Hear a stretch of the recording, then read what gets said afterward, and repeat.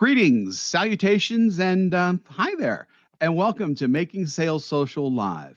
I'm Bob Woods, the LinkedIn Sherpa, and with me today, as always, is the LinkedIn Whisperer, Bryn Tillman. How you doing today, Bryn? Good, Bob. How are you? I am doing great and looking forward to taking a deeper dive into our subject today. Welcome to Making Sales Social Live, as we share LinkedIn and social selling training, strategies, and tips that will have an immediate impact on your business. Join Bryn Tillman and me, Bob Woods, every week. Making Sales Social Live. This is the recorded version of our weekly Making Sales Social Live show. Do you have people who are looking at your content, but you just don't know how many there are? And of course, the answer is yes, we all have that. But just as, or even more important, you don't know who they are. So we call them lurkers because they're behind the scenes absorbing all of the content that you put out. But for whatever reason, they don't want to be noticed. Today, Bryn and I are going to talk about ways we can move those lurkers into engagers. So first, we're going to address why we want them to engage. Bryn? Yeah. So, if we're using LinkedIn and social selling to start conversations, we can't start conversations with people that we don't know exist. Exactly. So the first thing, why do we want them to engage? Because we want to start conversations with them and we want to identify who's engaging. Now, there are other reasons. Generally, that's the primary reason, but other reasons is the content I'm putting out there attracting the right people? Is that the right content? So sometimes we put out content that we want to share, not necessarily content that our prospects want to engage on. And so, quick story, Bob and I have a client who is a financial advisor, financial professional, who started putting out content, which was great early on in working with us, and started to get lots of engagement. But when we did a deeper dive into who was engaging, it was other financial professionals.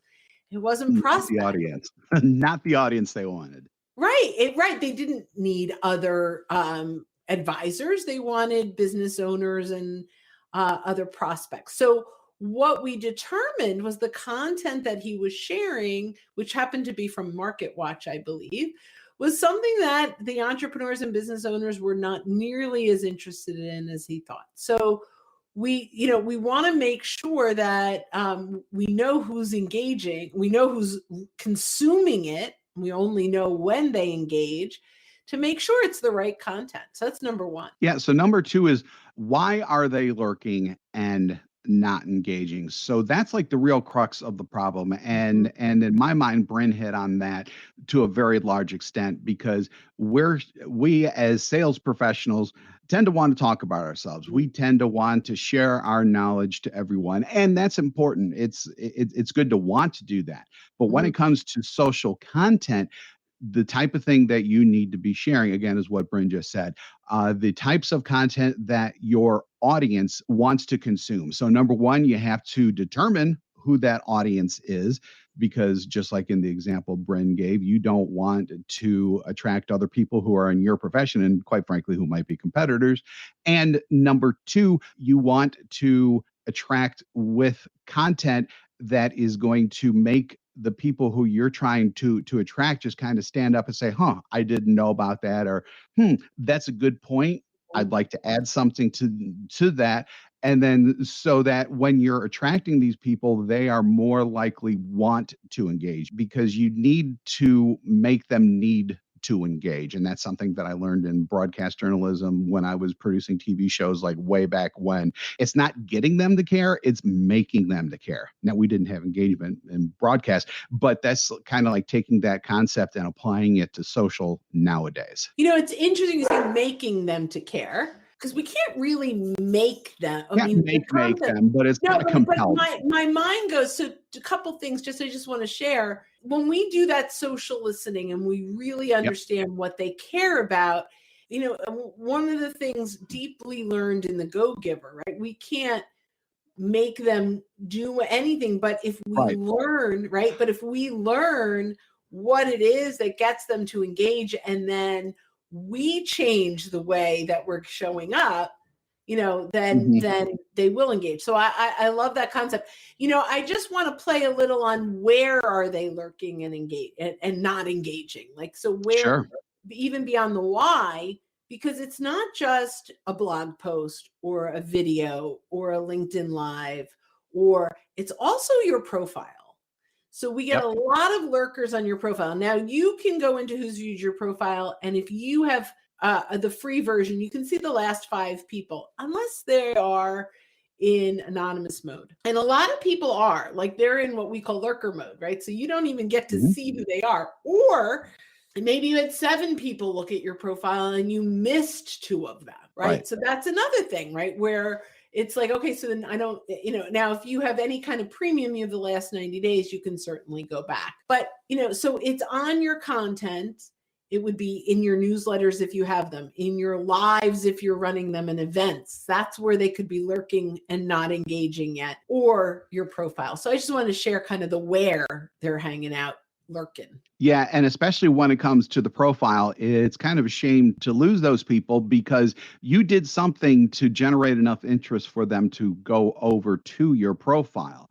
So at that point, you really need to have the right quantity there to attract, teach, and engage them. And I just had a prospect call this morning where we talked a little bit about that, about know, like, and trust, which is what everybody wants to be at with their clients. But to get there, you need to attract, teach, and engage them. And hopefully both your content and your profile are doing that. They should be doing that. I love that. So what's number 3?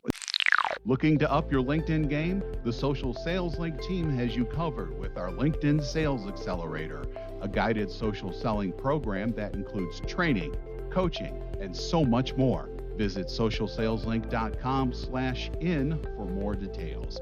Again, that's socialsaleslink.com/in.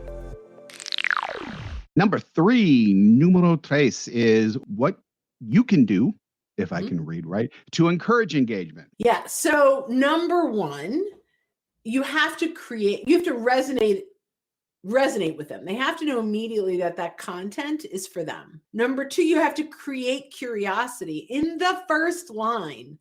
Yes. You could do that with a statistic. You could do that with a question. You could do that with a hot challenge, an industry insight, but you have to create curiosity. If you can't create curiosity in the first line, you're never going to get them to continue reading, let alone engage. Right. So really, really important. Yeah. So you want to give them a reason to click on that, see more. And what I say, what I said before, make them care. I always put make in air quotes because it's not really making them. It's really about compelling them. It's like, wow. I like the word compelling. Yeah. Compelling. Yeah. Compel them to want I love to that. click on, see more. Yeah, you see, we come up with strategies during LinkedIn Lives. You got to love that. So, because if they don't click on see more, they're just going to keep scrolling. They're going to keep doing that. So that's why the first line is so important. Bryn's dancing. Is so important to do that. So what can you do to encourage engagement is what we just talked about, right? Number 4 also encourages engagement. And I think this is a big deal. So types of call to action is what we're talking about here. So encouraging engagement obviously should happen throughout your copy, but to really start the encouragement of the engagement, you have to get them on to click see more, and that comes from your first line. Calls to action generally happen towards the end. So Bryn, what are some of the types of CTAs that you like to use? Yeah. And I agree that most happen at the end, but you can, in a LinkedIn post, move it up if you want to. Yeah, you can. Absolutely. Even though generally on blog posts and content, CTAs, calls to action, are almost always at the end. We could flip the script a little bit if it makes sense. So asking a question, but you could say, share in comments your thoughts around this. If Mhm. now this is a fun one that I'm stealing from an amazing colleague, Joe Affelbaum. He did this a year ago. Maybe he does it more often, but it's something that I keep forgetting to bring up that I love that he does. And I think like we can do polls to do similar things, Yes. but he'll say, if this is your answer, click like. If this is your answer, click on the heart. If this is your answer, click on the celebrate. Because if you look at there's a thumbs up, there's a heart, there's a clapping hands, there's a curious. So, you can actually get them to answer similar to a poll with the reactions. That's a fun one. That just popped into my head from probably 2 years ago. Yeah, Polls. that's the way people used to do polls before polls were polls, basically. That's right. And now, yes, right. So we haven't talked about that because polls are how we get those answers, but Yeah.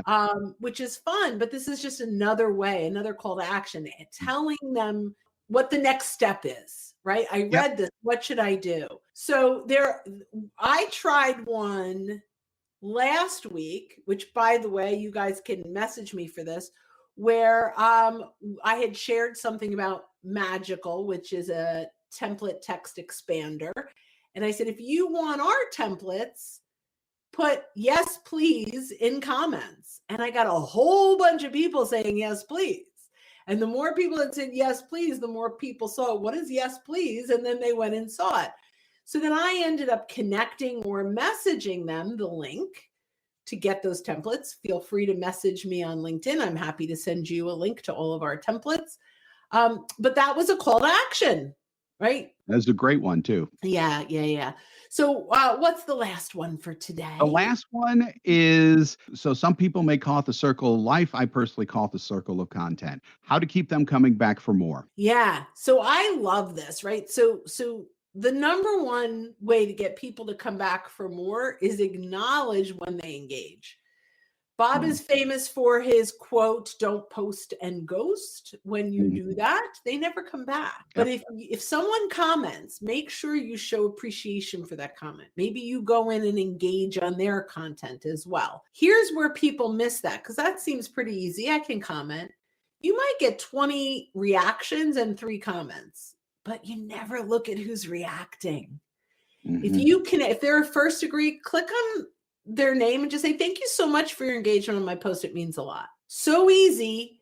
But guess what? Next time they see it, they're going to want to engage because you recognize them and you're just building rapport over and over again. Right. So, and then you never know what's going to come from even just that simple of a message, because they may come back and say, hey, that made me think of something, and then blah, blah, blah. And then you can even continue the conversation more from there. Because remember, this is ultimately about conversations that you eventually want to take off LinkedIn, but it's about starting those sales conversations, and you can go a long way just on LinkedIn, whether it's via commenting or messaging or whatever, to really get that ball rolling. Absolutely. I love Brian Monahan.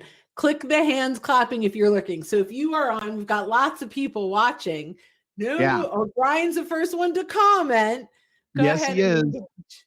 So go ahead and Brian's a commenter.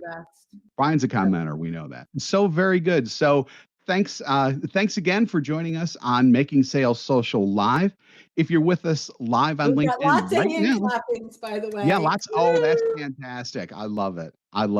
So if you're with us live on LinkedIn right now and are hopefully clapping your hands virtually, we do this every week. So keep an eye out for our live sessions. Now, if you're listening to us pre-recorded on our podcast and you haven't subscribed already, smash that subscribe or follow button, whatever it is. And whatever it is you're listening to, we're in a lot of places to access all of our previous shows and be alerted when our new ones drop. So we do this, and then we do our Making Sales Social interview series, where we talk with leaders and experts in sales, marketing, business, and many more areas. I just did my first one last week. It was incredible. So hopefully that'll be coming up pretty soon. If you want more information, go to socialsaleslink.com/podcast. Again, that's socialsaleslink.com/podcast. And when you're out and about, make sure that you're making your sales social. Exactly. Have a good day, everybody. Bye-bye. Bye, guys. Don't miss an episode. Visit socialsaleslink.com/podcast. Leave a review down below. Tell us what you think, what you learned, and what you want to hear from us next. Register for free resources at linkedinlibrary.com. You can also listen to us on Apple Podcasts, Spotify, Stitcher, and Google Play. Visit our website, socialsaleslink.com, for more information.